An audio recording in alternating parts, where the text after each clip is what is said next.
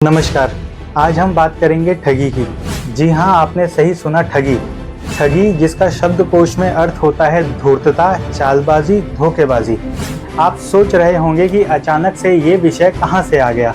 तो इसका जवाब ये है कि हाल ही में दिल्ली के जंतर मंतर पर एक प्रदर्शन हुआ, जहाँ ठगी पीड़ित जमाकर्ता परिवार तपजप नाम के संगठन ने भारतीय सरकार के खिलाफ प्रदर्शन किया और मुद्दा था भारतीय न्याय संहिता की धाराओं के अनुसार ठगी पीड़ितों को उचित मुआवजा दिया जाना।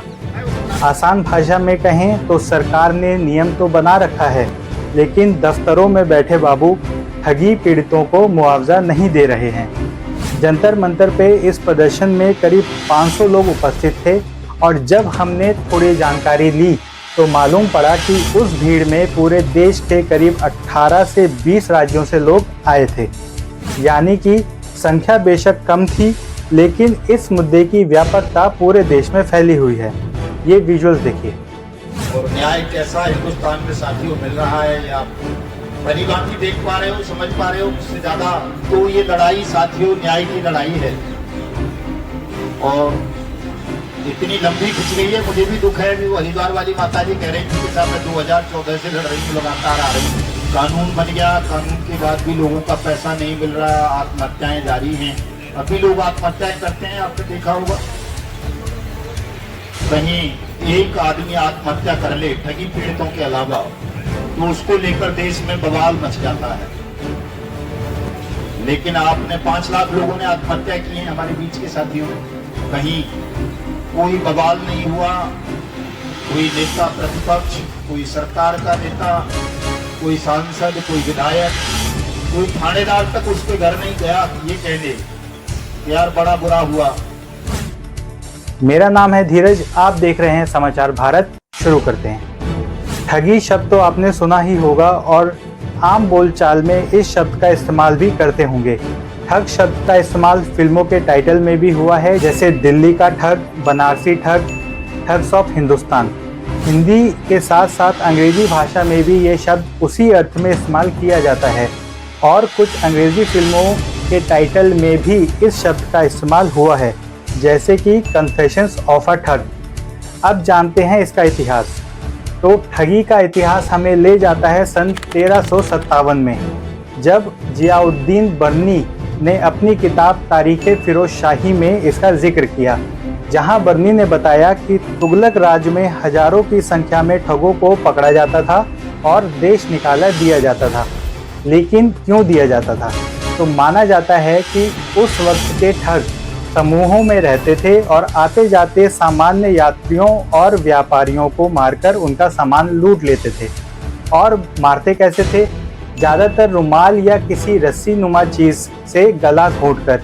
इसीलिए कुछ शब्दकोशों में आज भी ठगी का अर्थ गला घोंटना या दम घोंटना लिखा हुआ है। एक रोचक तथ्य ये है कि ठग ज़्यादातर माँ काली के भक्त होते थे और गला घोंटकर लोगों की जान लेने को माँ काली की बलि के रूप में मानते थे। फिर जैसे जैसे मुस्लिम शासकों का दौर चलता गया, वैसे वैसे मुस्लिम जनसंख्या भी बढ़ती गई और फिर मुस्लिम लोग भी ठगी करने लगे।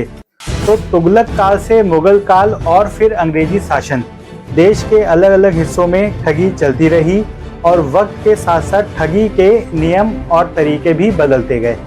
जैसे बाद में ठगों ने लोगों को चाकू तलवार से मारना भी शुरू कर दिया और बच्चों को उठाना भी शुरू कर दिया। फिर आया सन 1836। 1836 में अंग्रेज़ों ने ठगी के खिलाफ बाकायदा एक कानून बनाया और साल दर साल इसमें प्रावधान जुड़ते गए। फिर सन 1860 में अंग्रेज़ों ने भारतीय दंड संहिता यानी कि इंडियन पिनल कोड, शॉर्ट में कहें तो आईपीसी की धारा 310 और 311 ठगी के जुर्म के खिलाफ थी। उसके बाद अंग्रेज भी चले गए, लेकिन कानून का नियम लगभग वही रहे और वो नियम या कहें पूरी नियमावली बदली 2023 में, जब बीजेपी की मोदी सरकार लेकर आई भारतीय न्याय संहिता BNS 2023 और इस नई नियमावली में ठगी शब्द का इस्तेमाल सीधे तौर पर नहीं किया गया। यानी कि आप चाहे चोरी कहो, धोखेबाजी कहो, ठगी कहो या कुछ और, जहां आपकी मर्जी के बगैर या आप आपको बहला फुसलाकर झूठ बोलकर आपकी किसी भी तरह की संपत्ति ले ली गई हो, ऐसे केस में भारतीय नागरिक सुरक्षा संहिता की धारा 107 और 395 के अंतर्गत कार्यवाही होगी, जिसमें मोटा मोटा ये है कि अदालत दोषियों का दोष सिद्ध हो जाने के बाद उस अपराधी की संपत्ति का इस्तेमाल पीड़ितों को मुआवजा देने में कर सकती है और आदेश आने के 60 दिनों के अंदर पीड़ितों को मुआवजा मिल जाना चाहिए। सुनने में तो ये अच्छा लग रहा है, लेकिन अपराधी अक्सर कानून के नियमों का सहारा लेकर ही कानून से बच निकलते हैं। जैसे कि इसी केस में अगर किसी व्यक्ति ने आपको धोखा देकर आपके पैसे ले लिए और उस पैसे से वह विदेश घूमने चला गया या कुछ भी करके पैसे खत्म कर दिए, तो इस सूरत में अपराध साबित होने के बाद भी पीड़ितों को किसी भी तरह का मुआवजा नहीं मिलेगा। अपराधी को सज़ा तो हो जाएगी, लेकिन पीड़ितों को मुआवजा नहीं मिलेगा। तो इसलिए जिस तरह से वक्त के साथ साथ ठगी, धोखेबाजी और जालसाजी के नए नए तरीके सामने आ रहे हैं, उसी तरह कानून भी थोड़े और सख्त होने चाहिए और न्याय की प्रक्रिया थोड़ी तेज, थोड़ी चुस्त होनी चाहिए, ताकि न केवल अपराधियों को सज़ा मिले अपितु पीड़ितों को भी न्याय संगत मुआवजा मिले। ये थी हमारी आज की पेशकश। अगर दर्शकों में से कोई कानून का जानकार है और इस विषय पे या इस तरह के दूसरे विषयों पर हमारी सहायता करना चाहते हैं, तो आपका स्वागत है। स्क्रीन पर नंबर चल रहे हैं, आप कभी भी हमें कॉल कर सकते हैं। आज के लिए इतना ही। मेरा नाम है धीरज, आप देख रहे हैं समाचार भारत। धन्यवाद। प्रकरणों का शिकार हुआ, किसी मीडिया ने एक भी दिन डिबेट नहीं की। सहारा और 2.5 करोड़ रुपए मीडिया वाले पैसे कई लोगों के जमा है। सरकार कह रही है कि पैसे आके ले जाइए, तो उसमें बहुत सारे लोग बकवास करती है। सरकार षड्यंत्र करती है इस देश में साहब। देखिए, ये जो कानून की मैं बात कर रहा हूँ, अनियमित जमा योजनाएं पाबंदी अधिनियम 2019, ये कानून ये कहता है कि सबका पैसा इस कानून के अंतर्गत वापस मिलेगा। 21 फरवरी 2019 को इसे देश में लागू किया गया। इस कानून के इम्प्लीमेंटेशन के बाद अगर सहारा CRC पोर्टल खुद अमित शाह लॉन्च करता है तो वो अपराधी हो जाता है। गैर कानूनी है वो पोर्टल। इस कानून को पास ओवर कर रहा है एनहांस पावर का दुरुपयोग करके। सहारा के लिए सहारा CRC पोर्टल अलग से आपने बना दिया और BSEL पल्स के लिए आपने सेबी रिफंड पोर्टल अलग से बना दिया। आदर्श पे आपने लिक्विडेटर अलग से बना दिया। पेनकॉन के लिए अलग से कलकत्ता में हाई पावर कमेटी बना दी।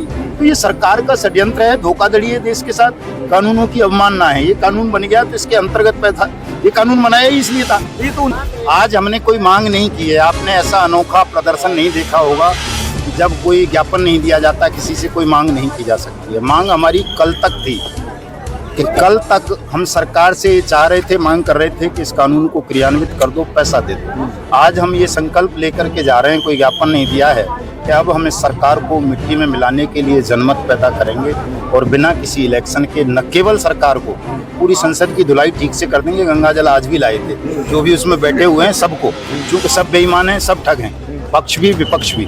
चलिए सर, क्या नाम है आपका? मदन लाल आजाद नाम है। ठगी पीड़ित जमाकर्ता परिवार तपजप का राष्ट्रीय संयोजक हूँ, संस्थापक हूँ। चलिए, संसद की धुलाई के लिए तैयार हूँ, पूरी तरह से पवित्र कर देंगे। चलिए, धन्यवाद। मदन लाल,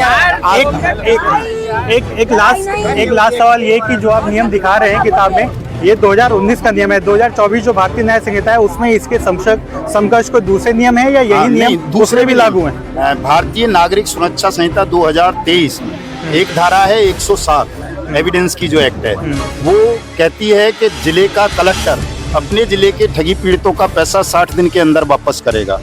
एक धारा है 395, वो कहती है कि ठगी पीड़ितों को जिला कलेक्टर कंपनसेट करेगा, मुआवजा देगा अगर उनके साथ ठगी की घटना हुई है तो।